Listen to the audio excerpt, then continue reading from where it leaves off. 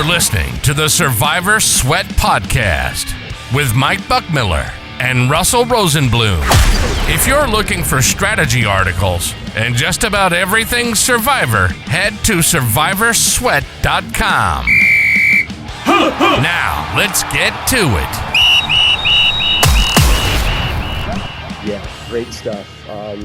For you out there, my name is Mike Buchmiller. I was a partner in the JED entry with none other than my friend here, Russell Rosenblum. Russ, I know we talked about entering this. What do you like about the contest? This has got to be like my most favorite sports betting contest or sports betting thing ever, like at all. Like, so, I also like to play in poker tournaments, and anybody that plays poker knows the main event of the World Series of Poker, it just gets your juices up, no matter how high stakes you play or how small you play or how many other tournaments you play. That's like the one tournament. And it's funny because they have almost the same amount of entries in each of them. And everybody gets a shot. Like everybody can try and everybody can really get out there and give it a chance. And that's the same with Survivor. You don't have to be an expert sports bettor to go jump in this thing. You don't really even have to understand point spreads. You just have to understand kind of which teams you like on a basic level. There's obviously more advanced levels, but it's so much fun because the sweat there every week is it's so exciting. In the NFL, all the teams are so close. So even when you think you've got like the stone cold lock, you could wake up and win or lose by a field goal at the end of the game. And, it just makes all the difference. It's crazy. It's always exciting. Yeah, absolutely. I know we've, speaking to the audience here, we've done a Survivor contest offline through Office Pool, through some friends of ours. Mm-hmm. And we kind of had a wild ride on that. And so when you brought it to my attention, hey, Circa is actually offering this, we were like, wow, this is cool. We had no idea how many entries would be at the time. After year one, year two, and now heading into year three, the trend is just increasing like dramatically. I mean, it's crazy how many entries are in this thing. And speaking with Jeff Benson the other day, he's anticipating 85 to 9,000 plus entries of this thing. So, I mean, the first year, I believe they had 35 individuals that tied. Year two, 5. Last year, 2, as we know. What's your thoughts on somebody taking this down individually? I don't know. Like you say, last year it was 2, and there were 3 going into the final game. But if you remember, just on Christmas Day, one guy could have won it outright right then.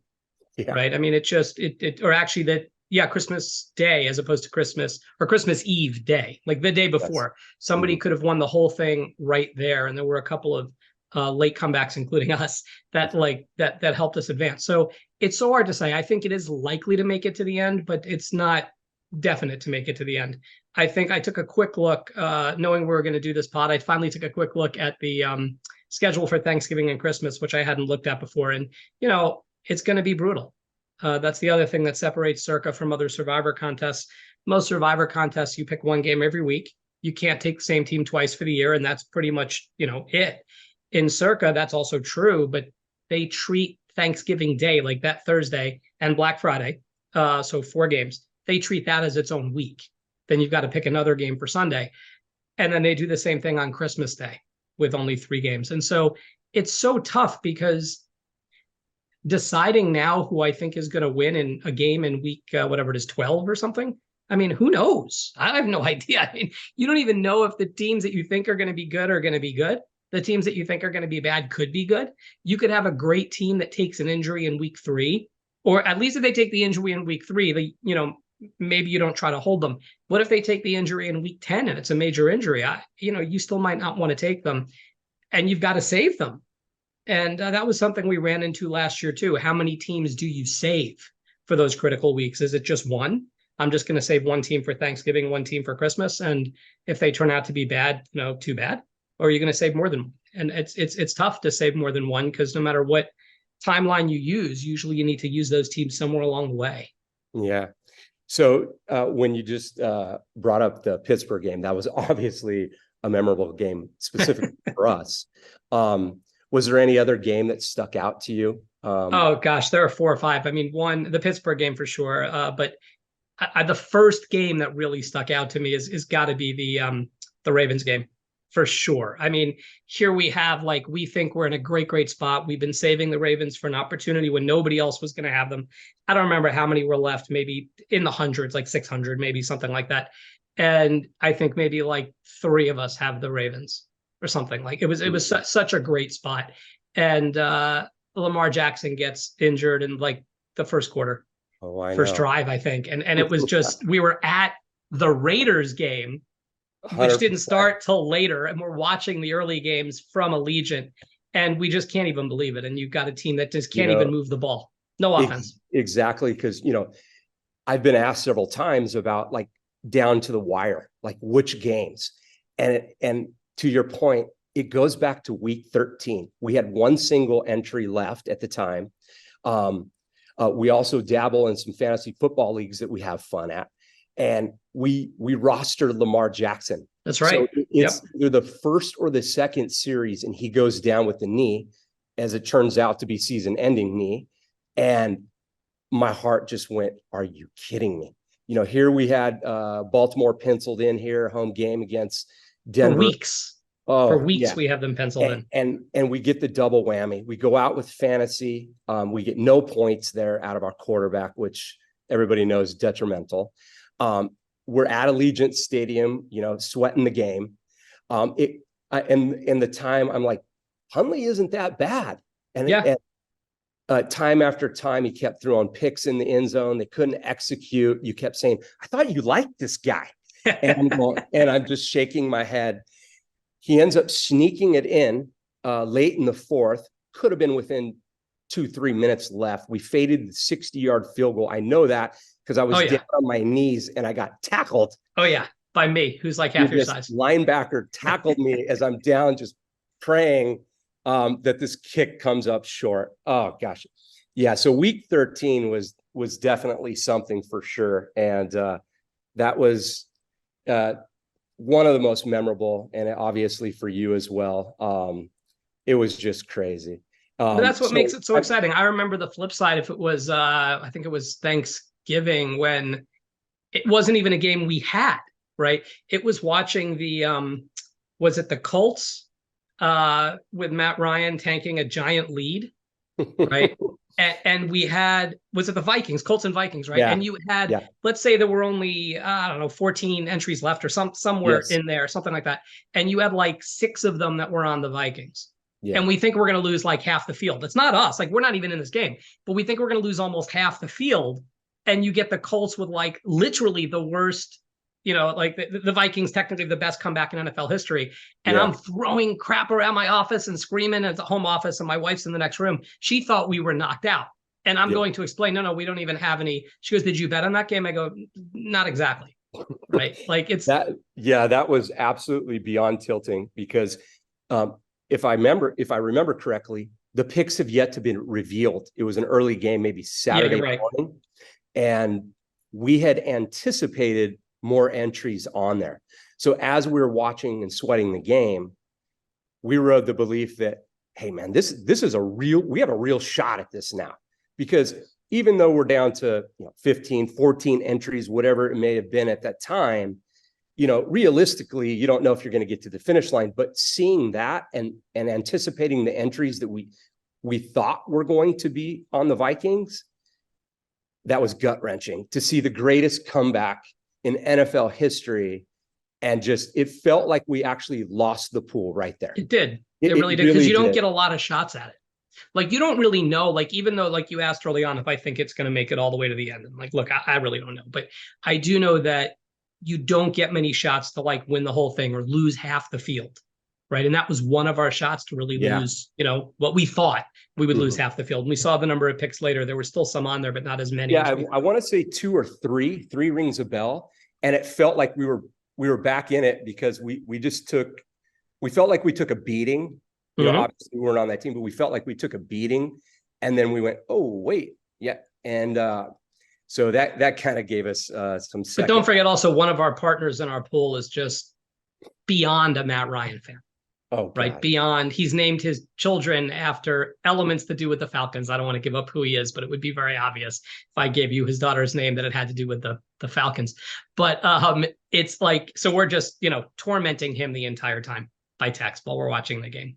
Like, Yeah. this is your guy. You want him in the Hall of Fame? Like, what are you talking about?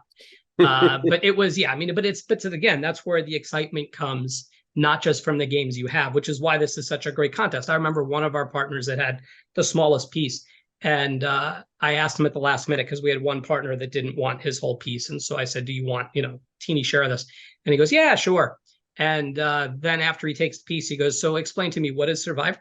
He has like no idea. And like, I'm explaining it to him, and he'll bet sports. I mean, he's familiar with sports betting. And after like, I think week 3 or 4, he calls me up. He goes, oh, he bets more in a given game than he was spending on Survivor for the year, right? He calls me up for week 3 or 4. He goes, I got to tell you something. This is the most fun I've had betting sports ever. He goes, it's so exciting to just sit there and watch, and just knowing I have to root for our team and against all these other teams. It's so crazy. Yeah. Yeah, I've been asked on many occasions, and I know you have as well, is like, what was it like? What was the journey like? What was the sweat? I mean, I've even been asked, are you actually going to do this again? Like, why would you put yourself through that? And, just laughing and going, well, of course. I mean, right. You don't win the World Series of Poker main event and decide not to, enter the tournament the next year. You don't win the Super Bowl and, I'm done. And say, I'm done. We have to defend or donate back to the cause, of course. But as we've already reiterated, it's like the greatest contest in football history in my mind. It's across so many different things. And, it's again, one of these things where it looks like it's, I don't want to say all luck. It doesn't look like it's all luck, but it looks like it's, largely mostly luck and very little skill. There's obviously a lot of skill involved, and there's of course a lot of luck involved. I mean, there always is if you're, doing something like this. The NFL, the teams are evenly matched. But it was fine. I looked at something. Well, 2 things. One, I had a friend of mine that said to me, just like a friend of yours, he said, wait, you're entering again? I go, well, of course we're entering again. He goes, dude, when you win the lottery, you don't go out and buy more lottery tickets. Right. And I'm like, I guess I see that. But I was looking at some numbers the other day. I don't remember them exactly. I don't have them in front of me, but it's something like, and then the math on this is easy anyway. But if there were like, let's assume this year there's like 9,000 entries or something. If you think you're like 3 times better than the average player, which who knows? Like, there's no sample size. You have no idea. But if you think you're 3 times better than the average player, you're going to win once in like, 70 years or something like that, right? It's so small. Now, if you say we're going to split it, then maybe you're going to split it, once every 35 or 40 years. Still really small. But the thing that I found really interesting there is, let's say you had like 50 entries, like just to pick a number, like a round number. You're actually like 98% to get one of them into the last 500. And so I was shocked by that, because we had partners, when we made it down to the last 500, everyone starts going, they're sort of clenching, going, oh my God, we're really close now. We're really close.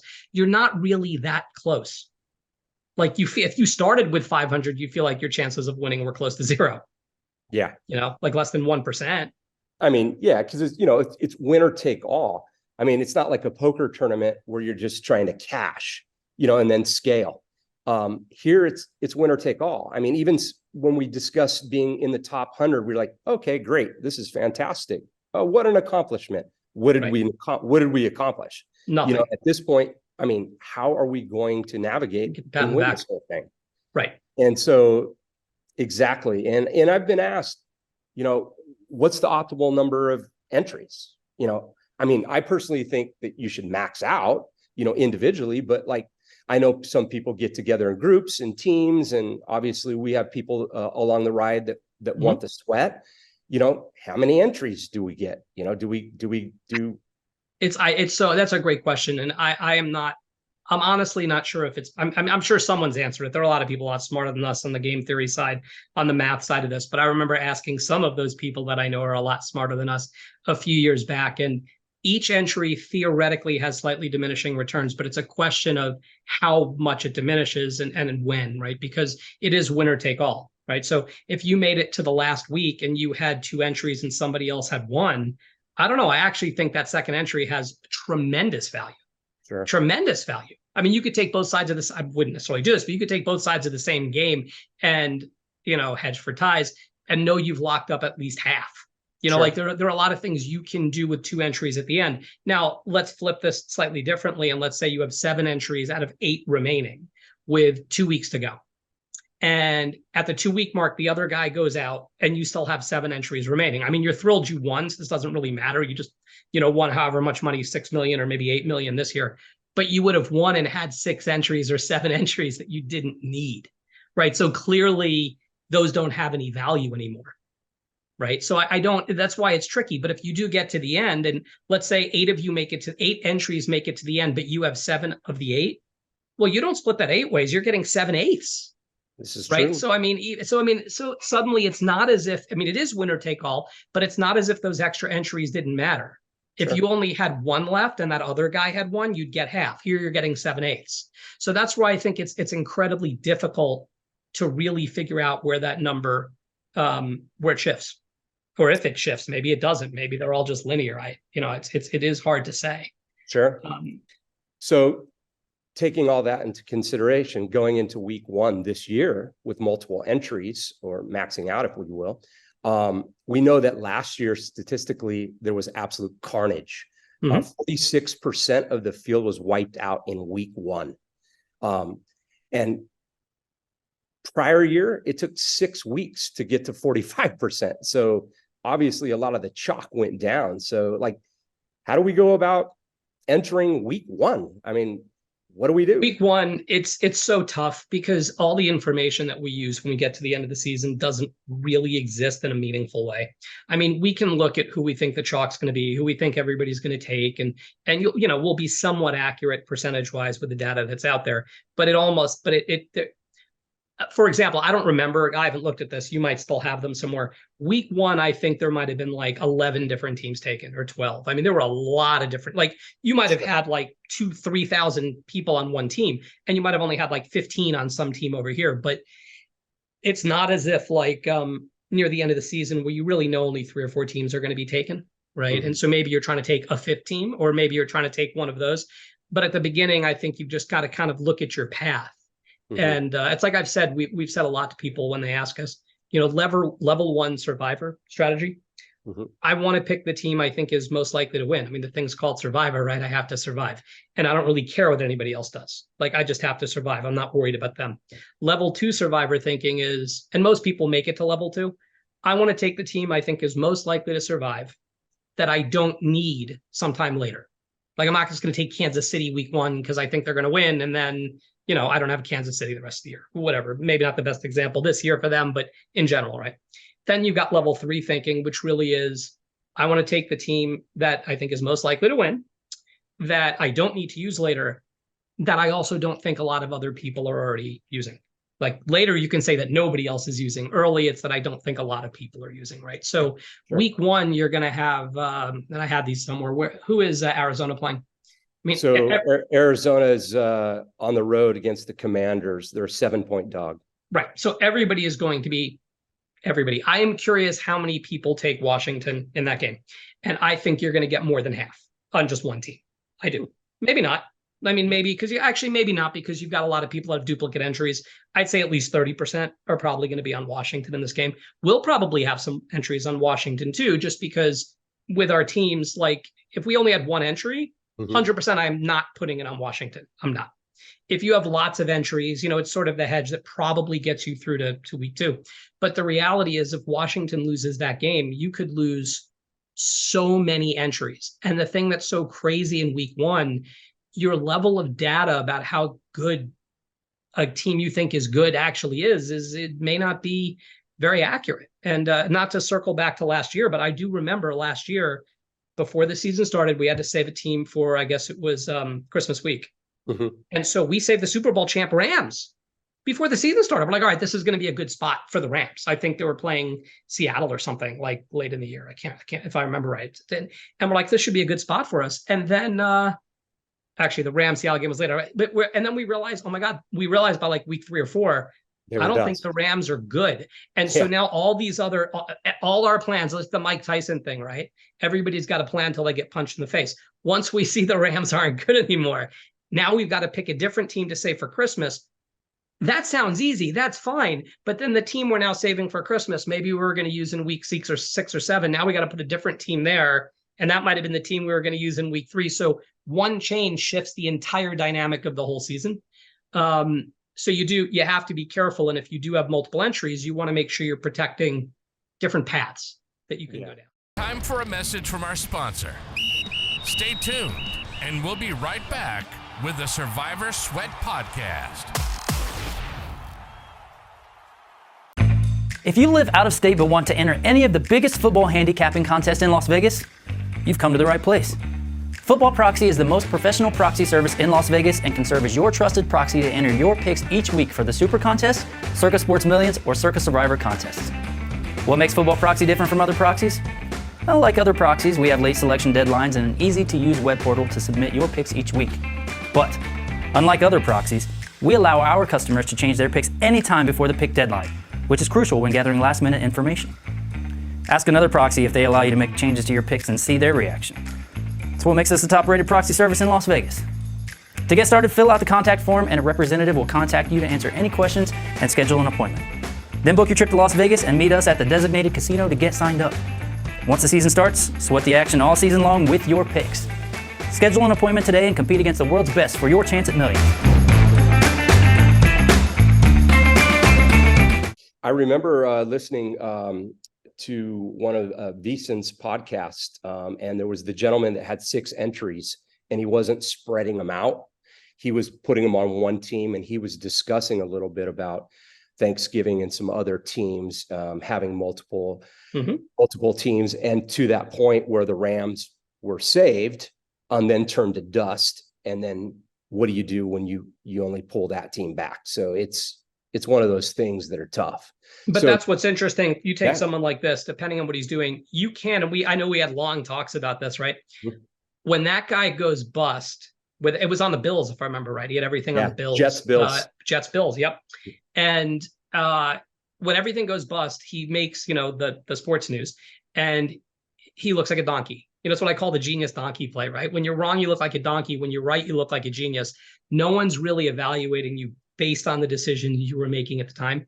I forced myself to go back and say, all right, well, I'm going to ignore the fact that he busted. Was his strategy right? Because we hadn't been tracking him really up into them. There are too many players. And I don't know that I would have had the stones to do what he did, but I do think what he did had a lot of merit, because even though I'm saying have different paths, the reality is if you can make it through Thanksgiving or to Thanksgiving, and you have all these entries, even though you haven't used different paths, you now have more paths than anybody, because you have 6 of these that can now go in all these different directions. Correct. And you can take both sides of a Thanksgiving game, or you can take, and what he said he was going to do was take one of the, I don't think he was taking the dog, but I think he was taking one of the games he didn't think anybody would take. Everybody was going to take Buffalo, who barely won, right? No, 100%. At first glance, that's why he made the news. But when you actually go back and look at some of it, I mean, there was some reasoning behind it, for sure. Mm-hmm. To that end, now look, you mentioned Arizona week 1, and now everybody thinks they're possibly tanking, getting rid of Colt McCoy, which is serviceable at best.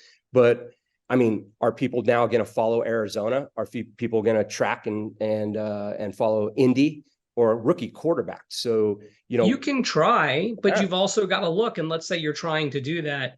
Mm-hmm. Which teams are you burning? I remember looking at one of these at who they played, and it was maybe it's Dallas they play, I think in week 3 or 4, somewhere there. Sure. And so let's say you're going to say, okay, I'm taking every team that plays Arizona. First of all, they play their division opponents twice. Yeah. So now you're going to have to find a couple other games just to cover those, right? But let's say you now take, and I'm not trying to make this too easy on everybody else because we're in this contest too, but let's say you decide to take Dallas in week 3 because they're playing Arizona, right? Seems like a great spot. Now, I bet you a lot of people take them, at least 10 or 15% of the remaining field will probably take them there. Now go and take a look at Thanksgiving Day and figure out which games you want. Sure. Now, whether you've looked at Thanksgiving Day or not, I have no idea, but Dallas is playing. They're playing at home. Okay. Yes. you know, of all the games, that's likely to be one of the better options come Thanksgiving Day, right? So, you know, it may not be the game you end up picking, but to think you're not going to save them as one of your options for Thanksgiving Day so that you can have them play the cream puff that a lot of other people are going to, you know, take anyway in week 3, I don't know. And that's part of the thing here. It's hard. This is easy to say and really, really hard to do. If you get knocked out in week 1 with 8,000 players, or week 5 with 3,000 players, or week 12 with 300 players, it's all the same. Like, you make zero. You've got to win, right? So if you're doing all this stuff and you don't win, it really doesn't matter. So the concept of, well, I know, we got to figure out Thanksgiving, but we've got 2 months, we'll figure out Thanksgiving later. No, you've got to actually have a team to take. I don't know if it's happened yet where somebody's reached Thanksgiving or Christmas and literally didn't have an option. Yeah, I wonder. I definitely wonder. Or had to take, like, you know, a 14-point dog because that's the only team they had left. Like, had to take them. I don't think they're playing Thanksgiving, but had to take the metaphorical Arizona because that's the only team you have left. Right? Yeah. And I don't think, for sure, when you ask if I think this goes to the end, I don't know. What I would put a lot of money on. It does not end before that Thanksgiving weekend. Yeah. It's just an interesting take to see if people will hunt specific teams, being that some are just looking like they're going to tank. And then, you know, I don't know this to be 100% true, but it just feels like there's more starting rookie quarterbacks this year than most. And so, you know, there's some articles been written about that. There consciously are that they're putting them in there. Yeah. And look, I remember it was a few years ago in Survivor where everybody was taking whoever played Cleveland. I think that was the other pool we won. That we split with a number of people at the end. We just 5 of us survived or something. But you haven't had a lot of winless seasons in the NFL. I think there are 2, 3, something like that. So even if you were able to track and not worry about the divisions where you got to play them twice and whatever, even if you could do that, your chances of getting to the end are still very low. And let's not forget, I know everybody wants to survive. Everybody wants to make it to the end, right? But the thing is, let's say that strategy succeeds. And so everybody that takes the strategy of just take the team that's playing Arizona, except for these 2 weeks, and everybody's going to take those other teams those 2 weeks, whichever weeks those are, right? Or 3 weeks. And you get to the end and you split the thing up 200 ways, because there are going to be a lot of people doing that, right? And you're able to do that successfully, you know, once every 50 years, right? Or once every 75 years, you can win the whole thing. Or split it 3 ways or something, right? It's not even closest to what you're supposed to do. It's not really about just surviving. Look, this is a contest about money.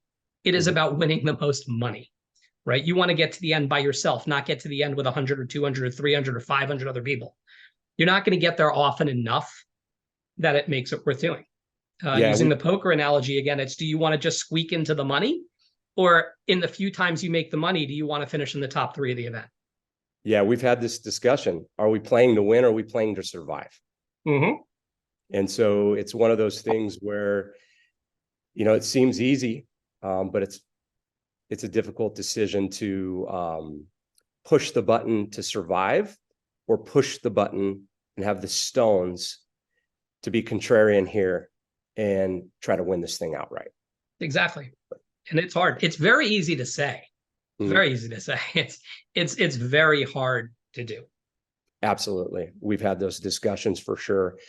Thinking about some strategies that work for us, specifically ones that come to mind for me is, I know we try to stay away from Thursday night games as best as possible. It's just not enough information. Too many things can go wrong in a short week. Not enough time to dive into the metrics. They just don't catch up fast enough. Although I'm not saying we weren't on some Thursday night games.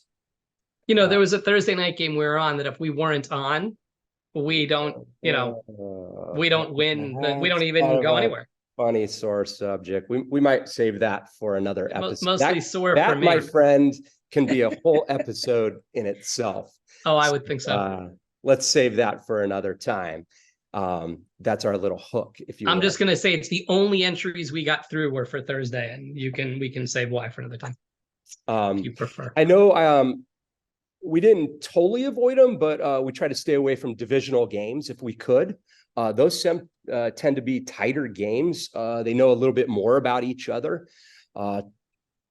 Divisional games can get real ugly. So, even though the spread or the number might look a certain way or might come out, man, those things got tight. And I know we always discuss, man, just avoid the dang chalk. Just try to swim away from the salmon. Swim in the the other direction if at all possible. I'm not going to say we never landed on those games from time to time, but very few and far between. Were there any that stood out to you, strategies that you felt that we worked for us? It's a lot of that. And I think it's also, look, if you're literally a professional sports bettor, if that's all you do, then sure, if you want, you can try to vet every game. And I even think most of the time they don't try to vet every single game. There are too many that they already know are going to be too hard. They're going to be too tight. They're probably not looking at like even the best in the world, whoever you want to say that is. So you want to sit down. I think you want to take, because I remember we did this last year, you take our top 4 or 5 picks, like you use some sort of system and you try to ignore all the subjective nature of it. Whatever you set up as your objective system, whatever that is, you try to follow it. And the things we would do is we might make small tweaks. So if our objective system spits out, these are your top 4 selections for the week, theoretically, you're supposed to take number 1, right? Well, maybe we, for one or other reason or another, we prefer number 2 or number 3 to number 1. Or it tells us if we had 3 entries remaining, it tells us to put 2 on the number 1 pick and 1 on the number 2 pick. Maybe we don't agree with that. So we put 2 on the number 2 pick, 1 on the number 1 pick, right? Like we might tweak it a little bit, but I do think the thing you've got to do is you've got to come up with an objective system, and you can deviate. You have to deviate to some degree or everybody finds the same system, but your deviations have to be small. And there are times you look up and you're like, there is no way in the world. What are they thinking? Like, there's no way I would take this game. And yet the system that you put in place, if it was good to begin with, or if you're subscribing to a service, there's a reason the system's there, right? And once you deviate too much, you will really find yourself just broke, just busted. Yeah. And I think that was what we did last year. We narrowed it down to 5 and then 3, frequently 3. Like, let's say they're scoring 1 to 100 as opposed to, just top 10. So if we had, 3 games that were 90 plus, but the 4th game was like a 78, and we were normally looking at the top 5, we're not going to look at the top 5 anymore. We're only going to look at the top 3. And Absolutely. Normally we'll take the top 1, but now we'll sit here and really game those out. Like, is there something that's wrong with this top 1 team? Are they traveling from east to west? Are they traveling from west to east? Is it a division game? Is their quarterback nicked up? Are there things that, might be kind of priced in, but maybe not enough? You're rolling the dice a little bit. And is that a spot we want to be in? And how much of them are our number 1 team because the other 2 we need to use in the following weeks? Then you're handcuffed, right? Yeah, absolutely. I remember specifically to that point, you'd send, 5 games, 6 mm-hmm. games. These are where we're looking at this week. And I would work those games using every advanced metric that I could possibly get my hands on, whatever platform I could. As I mentioned earlier, we dabble in fantasy, so you can find some things, some matchups, and I would come back with little novels, if you will, breaking down each individual game, and you'd be like, really? We can't take that team? And, we found out, sometimes it wasn't the teams we took, it was the ones that we avoided. Right. Fortunately, some of the things stuck out, and we were able to avoid some landmines. And going to week 16 specifically on the Pittsburgh game, I didn't like Pittsburgh. I really didn't. I hated Detroit. Right. We only had 2 options that week, to be clear. It wasn't like we had the whole board. We used everybody else. The other teams we had were literally underdogs. They were like 46% to win the game. There were just 2 options. Absolutely. And we had kind of set Detroit aside, looking ahead here mm-hmm. for this game at Carolina. And when I worked the game, everything and every metric that I pulled was they were just going to get mauled, and they were going to get mauled up front, both offensively and defensively. There was some information about Goff and outside on grass. They were on a winning streak. I think they won 7 games coming into mm-hmm. this. They're the hottest team in the NFL. hottest team in the NFL. And I basically just said, we cannot take Detroit. If we take Detroit, we are out of the pool. And you're like, we're taking Pittsburgh. And I'm like, well, Pittsburgh against the Raiders, although in Pittsburgh on Franco Harris. I mean, but I'm obviously not crazy about Pittsburgh. Correct. But you hate Detroit. I hate Detroit. And there's no way that we were just going to walk into that burning fire, because we would have been out of the pool. We would have. And Detroit rated objectively higher, not by a ton, but it was like, I don't remember exactly, but say on a scale of 1 to 100, it might have been like an 84. And then Pittsburgh might have been like an 81 or something like that, right? Yeah. And but like you said, and look, when you do this, to be clear, as people, I mean, you know this, but I'll send a few picks as I've narrowed them down. Once in a blue moon, you might try to expand it from those, but usually you can't, because I'm saying, I know, but we have to use that team 3 weeks from now. Like, that's why they're not on the list. But sure. When you say, I don't think we should take this team, I mean, when that happens, I remember I don't exercise much. This is so it's an easy thing to remember. I'm walking on a treadmill while you're telling me this. And I mean, it was probably an hour and a half, 2 hours, like just back and forth of just this, the two of us, like, and then another call later. And, are we really going to do this? And it's not just the, I send out a list and then you check a box and then we stick it in there, right? Like, it's going to be a huge debate. And that was a big one. And we have one of our partners that was emphatic that we take Detroit. And now you're in this weird box of, if we go the other direction, Detroit wins and Pittsburgh loses. I mean, it is what it is, but now we got to look at him and, he's like, you cost us the whole pool. It's hard. And our partner's a numbers guy, and he was bringing a narrative, and I was bringing every metric and analytic that I can possibly dig up. And I remember just putting my hands in the air and saying, you know what, Russ, you got the gavel, you get it done. I'm not sure how you're going to do it, but this is what it is. I just know that if we push the button on Detroit, it's over. This is to be the thing, though, to be clear about this too, like, that people kind of misunderstand. And this is why I said, like, ranking 1 to 100, not just this is my first choice, second choice, third choice. It's not as helpful, because I remember asking people in this circumstance, what do you like if you had to pick between these two teams, which we do? Even Mike, as you're saying, you hated that pick, blah, blah, blah. Even you were like, for you, it was like 53% you would take Pittsburgh, 47% you would take Detroit. It wasn't like literally Detroit has 0. I mean, you didn't think they were going to win. And I think we did bet the other side separately. But right. But because we also thought there was value. If it was a pick 'em game, I don't know that we're putting money on it, like on Carolina, right? So, you're like 53-47. I'm like basically the same you are in that context after I've talked to you. And then you've got our third partner who sounds like he's 90-10, but when you really drill down, he was more like, 57-43, right? But he was just very passionate about it. And so, like, as you noted, though, I had to use the gavel. At some point, it's hard, but it can't, I mean, you can do whatever you want when you have partners, but just making it a vote is tricky. Usually somebody has to kind of aggregate the information and take the pressure of, I'm going to make the decision, here. And all the partners we have know, and we've had different people over the years. It's not my nature to go, okay, well, the 7 of you think I should do A, screw you all, I'm doing B. It's really bringing in the information, and I try to come at it somewhat agnostically. Related to this, people ask me who my favorite football team is, right? And when we met Mike, years ago, it was always the Dolphins. Dolphins were my favorite team forever and ever. And I don't consider myself a fair weather fan. But really my favorite team now tends to be our fantasy team or our survivor team, right? And it's not, I'm really agnostic to the teams. I have no issues betting against Miami, whatever. It doesn't matter to me in the least. It really is, we have money on the thing. That's my team. That's like any owner of any team. Like, if you grew up a Titans fan and you found yourself the owner of the Raiders, you're not going to be a Titans fan anymore. No. Right? But you own the Raiders. So here we own a fantasy team. That's, or every different week we own a different survivor team. But you do have to kind of, shift that thinking out, and it can be hard, but you've got to try to eliminate your inherent biases. We all have them. No emotion, no subjectivity.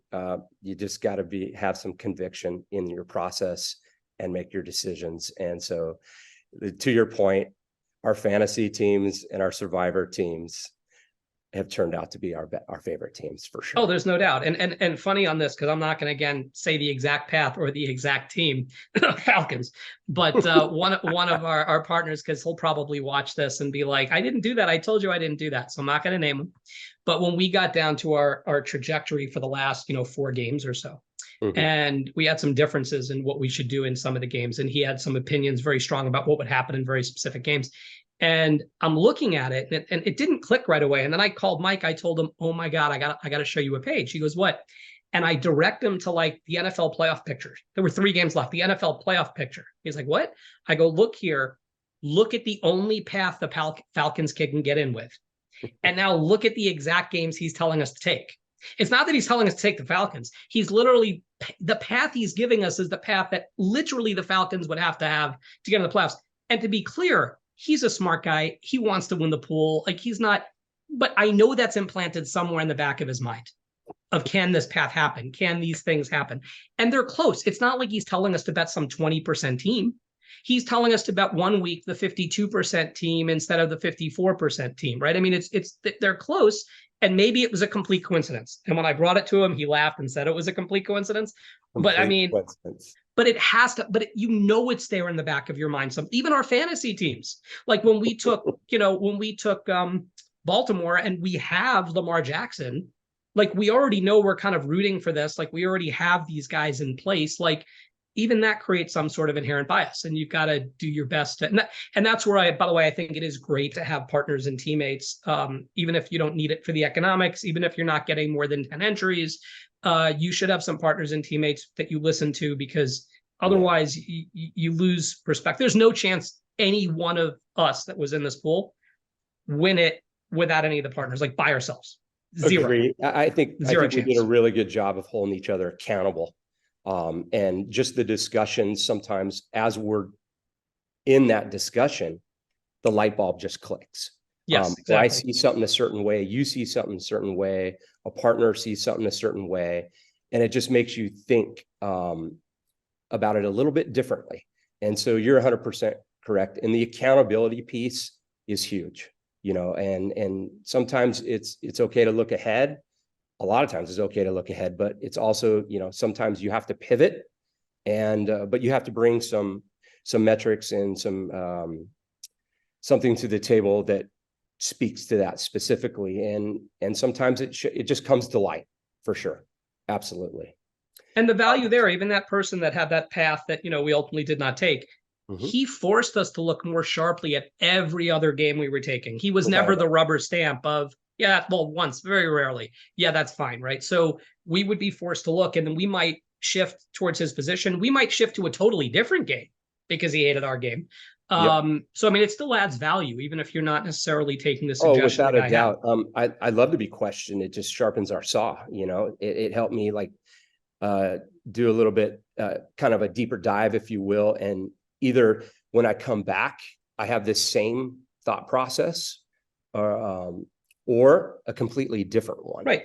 And so without a doubt, I think holding everybody accountable and is key completely.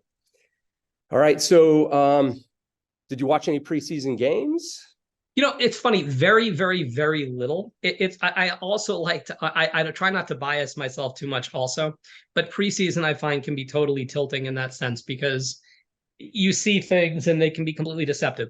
I did see, Aiden O'Connell in the first half of a game for the Raiders. I'm like, well, this guy actually looks good. And it's the first quarter. So I'm like, maybe he could be playing a first team defense. Maybe he's legit. Yeah. Who knows, right? And this goes back to what I said before, though. People assume the Raiders are going to be, I'll say, not that good. Okay. And I'm one of those people that I assume they're not going to be that good. But again, if you get some rookie quarterback that shows up and starts lighting it up, I mean, the guy's got the top 3 wide receiver, maybe number 1, sitting on his team. If he shows up, I mean, who knows if the offensive line can deliver? Who knows? I think at the end of the day, and you and I have said this forever too, and you've probably already done this. I have not. I know you do this just for our fantasy drafts. If you're really trying to figure out who's going to be good in 6 weeks, 8 weeks, 10 weeks, 12 weeks, sure, you can look at their quarterback, you can look at their running backs, you could look at their defense, look at all sorts of things. At the end of the day, like Bill was at Parcells, the game's won and lost in the trenches, right? So If they've got a great offensive line, they could still turn out to be bad. They'll probably be competitive in most of their games. If they have a bad offensive line, it's really hard to overcome. Yeah. It doesn't matter who you put back there. Yeah. I have the preseason games on in the background, but I don't let it sway really too much my opinion, obviously. But, you take a look. And then when you troll Twitter, now X, and there's a, preseason game and X did this good in this game, and all of a sudden his fantasy stock's going through the roof and those type of things. But at the end of the day, I'm not letting too much that make any decision in my mind from a preseason game standpoint. Heck, some starters don't even play at all in this preseason. Correct. Obviously. So right. Yep.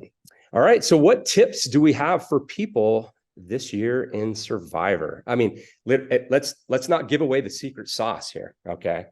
So, but I would say, look, the first thing you have to do is go into this thing intellectually honest. This isn't even a sports betting tip. It's just be intellectually honest. Are you there to just survive as long as you can, or are you there to try to win? Are you there to try to just make it to the end, or you try to win the most money? All those things have different strategies associated with them. If you were there to just, every week you want the excitement of it, then you don't necessarily go against the chalk. You'd be taking a lot of chalk. You're probably not going to, if you ever win, you're not going to win the most money. There'll be too many people there, but you'll have a higher probability to get to the end with the chalk. Yeah. Right. But you have to be intellectually honest with that. Like, what are you really trying to accomplish? That really is the first thing. The second thing, if we're talking about Circa specifically, is look ahead and carve out Thanksgiving and Christmas. The third thing, whether you're looking at Circa specifically or not, everybody seems to create their path, and they've got one team on each of these different weeks. For as long as you can do it, you want to have multiple options, especially for the games that are way out. Like for week 2, maybe you kind of know who you're going with, although it's easy to have multiple options. You haven't burned teams yet. But all else being equal, if you've got 2 teams you can use in week 3, you don't plan on using either one in week 12, but one of them is your second or third choice for week 12. Maybe don't, even if that was your first choice for week 3, maybe don't use them in week 3, because you might need that second or third choice. And it's worth moving further down your list, because week 1, 2, 3, 4, other than the fact that week 1, I personally don't think the NFL, I think those are, I don't want to say softest, because I don't claim to have any better knowledge than they do, the most inaccurate NFL lines. And when you reach weeks 14, 15, 16, I think they're the most accurate, because we all have more information. Lines are just better. But The reality is the first few weeks, you don't have to take your first choice, second, third. You have so many options to take, right? Whereas week even 7, your second choice might be, with all the teams you burn, might be terrible. Yeah. Right. So save teams wherever you can. Exactly. Of course, I've had family, friends, everybody saying, what's the magic? How do you do this? How do you pick these teams? And to your point, work backwards. Pull the games out that you're going to have to pull multiple teams if you can, and then just work the games from week to week. As we've already discussed, some teams that are really good at the beginning of the season turn out to be dust. And so you just got to be able to, stay light on your feet, navigate, and hopefully you pop out week 6 or 7 and you have some entries left. The metrics get a little bit better, and you know more about teams. Yep. And so, to that end, also have an alcoholic beverage when you're watching the game. And once your bet's in, you may as well enjoy the game, right? Enjoy the game. Yes. And the other thing is, when you push the button, all the work is done. You can't coach the game. You can't play in the game. I have no more eligibility, obviously. And it's out of your hands. So you just try to enjoy it. Odds are you're probably not going to win the tournament. So there is going to be that. Odds are very good you're not going to win the tournament. A couple other things here, sorry, as they just sort of come to me. There's a lot of value in having a proxy or somebody else in Vegas that can help you enter your picks, however that works. I'm not dealing with the legalisms of it, but I believe that follows the rules. So somebody is in Vegas that can log in into your picks, because even though you might plan on entering them, things happen. Sure. Right. And so you want to make sure your pick gets in. And we joke every year that there are a lot. I mean, it could be 5 to 10% of the pool in some weeks that just no entry. Pick just doesn't make it. And so the proxy services can be very useful to make sure you do get your picks in. So you want to pick a credible proxy to make sure that they're in there. And that, I mean, I didn't even say at the beginning, but obviously, I guess the most obvious tip, because you start with this, people just turn off the podcast like, no kidding, you think I'm an idiot. The most obvious thing is make sure you get your picks in. Yep. Right. Because you don't have no picks. You have literally zero chance to win. And I'll give you one example of when you might take a Thursday game. So not week 1 or something. And that's not even about the matchup, neither here nor there. If your other choice of game might even be slightly better on Sunday, and you're like 70% sure your quarterback's playing, or 70% sure their quarterback isn't, right? But you just don't know. Or if it's any one of those teams, and this is most of them, but like really to the degree where one player is like the entire difference on that team. Like if he doesn't play, the team almost, they're just generally not competitive. Like back with Aaron Rodgers, not necessarily with Love, but like when he had some of the backups before him, when he didn't play, they couldn't win like at all, right? So if it looked like, Rodgers going, oh, I'm good to go, but you have any question about like his leg or his knee or whatever. And by the way, that could be the Jets this year. I don't know if they win if Rodgers doesn't play, right? So if they have a tough game, right? So you might want to take the slightly worse Thursday game because you just don't know what injuries are going to happen between Thursday and Sunday. Like you've got non-contact injuries and like walkthroughs in the NFL. I mean, I've seen some strange stuff. So if Thursday, 20 minutes before the game or an hour, 90 minutes before the game, everybody's healthy and you're not 100% sure about your Sunday game, that's a time I think I might consider a Thursday. Sure. Absolutely. Yep. Okay. So Survivor Sweat. This was brought to us about hosting a podcast, discussing some of our strategies, discussing stuff that happened last year, coming in weekly together to kind of just have our normal conversations that we normally have, but just comment on certain things throughout the tournament. I'm super excited to have a platform such as Survivor Sweat. I know last year, midway through, towards the end, I was looking any and everywhere where we can get some content on this, whether it was Twitter, online, anything. And there was just nothing that was unique specifically to Survivor. I know Vissen had some stuff, but it's just a platform now that is now created that we can go to for upcoming articles. I know we're going to do kind of a champions corner where we're going to give you our weekly pick. We're going to come back each week with a podcast and discuss, what was our strategy, some of the carnage. Are we still in this dang thing? Who's left? Those type of things. And I know we want to bring some people on with us from time to time. You had somebody in mind that may want to come on and discuss? Yeah, I'm not going to name them specifically just in case they don't come on, but there are a couple of people I think would be very entertaining. Perfect. That I know the guys over at Survivor Sweat know real well. The other thing with Survivor Sweat that I understand they're going to be trying to do, which I think is great, when we made it deep, there were questions if we could even figure out who the other entries were, if we wanted to try to make a deal with them or do something. And Circa, as their policy goes, they are not going to assist you in doing that. I think Circa is great. I think their management's great. I think all the guys are incredibly accommodating, but they only are going to do the things that are within their rules, which is what they should do. And their policy is we're not going to stop you from getting some other teammate or something. That's fine, but we're not going to assist you.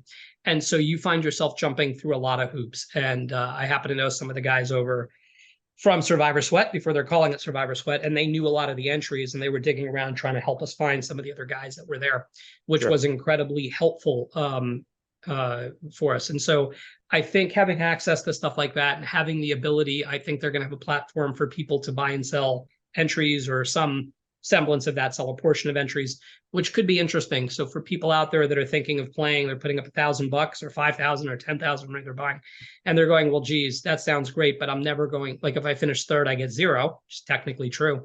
If you make it down to the last 50 or 100, maybe someone buys your entry from you. Maybe you don't have to win. Like, I don't know, like that. So like you might have other exit ramps if you make it deep. And that's something that hasn't really existed. So the fact that they're putting that together, I think actually personally, I know Circa wants to see just one winner, and then I think personally, more people would play if they knew they didn't have to literally win. I remember I said last year, I understand why it's winner take all. I think the bulk of the money should be at first, but I think if they even did something last year that said, like, using rough numbers, not exact, instead of 6.1 million, something like first place is 5 million, second through 10th, second through 11th, each get like 100,000. That's nowhere near 5 million. You're still playing to win. Okay. No one's going to go, oh, I'm good with fifth or something. Right. But I'll be honest, if you made it to third and then busted and got 0 out of 6,000 entries, will you play again next year? Yeah, I'm sure you will, but you're going to kind of go into it going, I'm really going to do better than that. You know, like, and I got 0, like I lost money playing. Yeah. So I think with Survivor Sweat, with having some ability to sell a piece of your team, maybe you can sell half of it off. I don't know the details of how they're working it out, but being able to maybe sell, like maybe your entry at that point is worth $50,000 or something, you know, based number of entries left. And maybe you're able to sell half of it for, you know, you should get 25. Maybe you only get 20 because the buyers, you know, want some advantage. But yeah, you made 20 grand, the buyer got an edge, and, you know, you have enough money to play again next year. Like, I think things like that should really help grow Survivor going forward. I think it helps. Yeah, last year's guarantee was nuts. Now, you know, Derek Stevens is, you can't go anywhere without what's the guarantee? 8 million. I mean, I bet on Derek. I bet they hit the guarantee, not just because I already thought they'd hit it, just because these guys are as smart as they come. And let's not forget, by the way, not to just keep patting Circa on the back, but I mean, they don't make anything from this. I mean, sure, they get publicity, they get other people to come in, all those things are true. But like, you know, you go play the World Series of Poker, you know, the $10,000, and then there's, I think, you know, 600-ish that goes out for staff and everything else. So it's 9,400 that goes back prize pool. True. At Circa, the $1,000, it's probably 1,020 that goes in the surprise pool, because you get the $1,000 and they're giving everybody hats, and then at the end they give you stuff, and like, so, you know, they're losing money on this thing. So kudos to them. I think he makes the guarantee, but we'll see. They're the absolute best over there. They treat us just amazing. They run a phenomenal book. One of the best sports books that I've ever been associated with in terms of placing my wagers, of course. With that being said, as of yesterday, there was 5,438 entries, and they're way ahead of pace from last year.